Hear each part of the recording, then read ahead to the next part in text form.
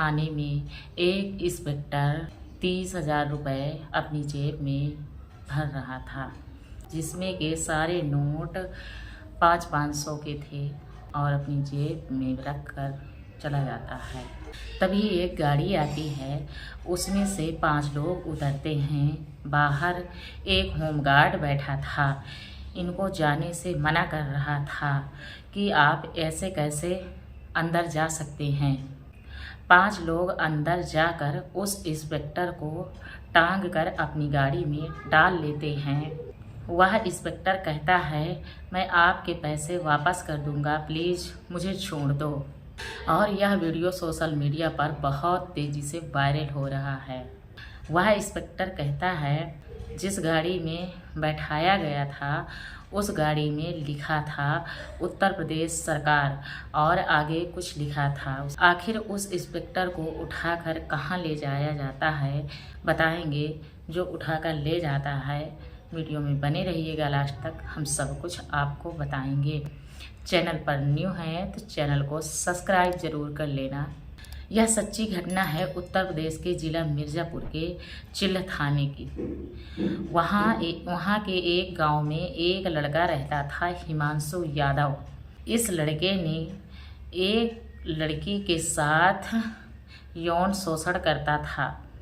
वह लड़की जाकर अपने घर में सब बताती है, जो भी हुआ था गंदा घिनौना काम। जब यह बात परिवार वाले सुनते हैं, रो रो कर बुरा हाल हो जाता है, क्योंकि उनकी लड़की की इज्जत तो चली गई थी। इज्जत पूरी तरह से लड़की की लुट चुकी थी। करे तो बेचारे वो क्या करें घर वाले। जब यह बात उस लड़की के मामा को पता चलती है, जब उस लड़की के मामा घर पर आते हैं, वह कहता है, आप परेशान ना हो, मैं अपनी भांजी के साथ इंसाफ के लिए लड़ाई लड़ूंगा। फिर मामा उस लड़की को लेकर चिल्ह थाने जाते हैं और कहता है, एक लड़के ने मेरी भांजी के साथ गंदा घिनौना काम किया है और उसके खिलाफ कड़ी से कड़ी कार्रवाई कीजिए। मामा जी कहते हैं लड़की के, लेकिन इंस्पेक्टर साहब यह बात इग्नोर कर रहे थे, मानो कि उन्होंने यह बात सुनी ही नहीं। मामा परेशान होता है, वह उच्च अधिकारियों के पास जाता है, लेकिन उसी थाने में बार बार भेजा जा रहा था, क्योंकि कोई भी मामला होता है, कितनी भी दूर आप एप्लीकेशन लगाएंगे, जो लोकल का थाना होगा, लोकल का पुलिस कैंप होगा, वहीं पे वो लोग आपका एप्लीकेशन बार बार जांच के लिए उठा कर देते हैं। तो वही, लेकिन थानेदार कुछ कर ही नहीं रहा था, चक्कर पर चक्कर चला रहा था, लेकिन कोई सुन ही नहीं रहा था।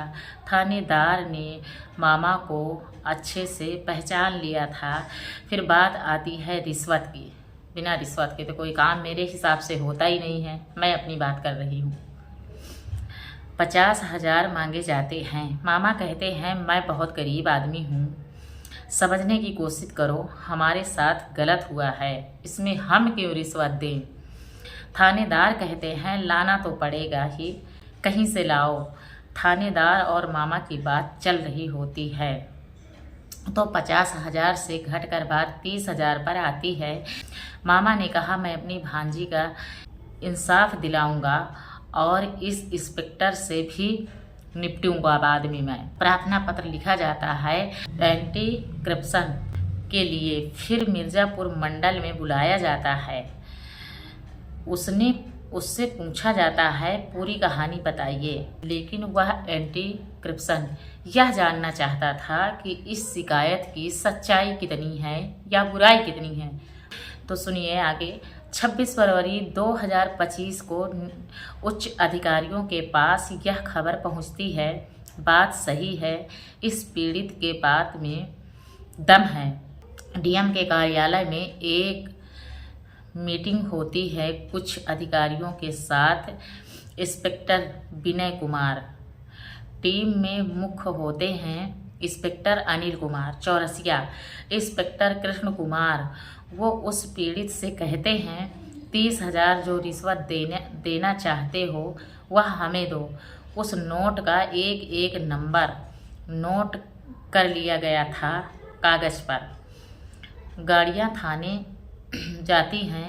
गाड़ियां थाने से करीब 1 किलोमीटर दूर खड़ी कर दी जाती हैं और पीड़ित को थाने रिश्वत देने भेजा जाता है। नोट गिनकर जेब में डाल लेते हैं। लड़की का मामा फ़ोन करता है, कहता है मैंने तो अपना काम कर दिया, अब आपकी बारी है।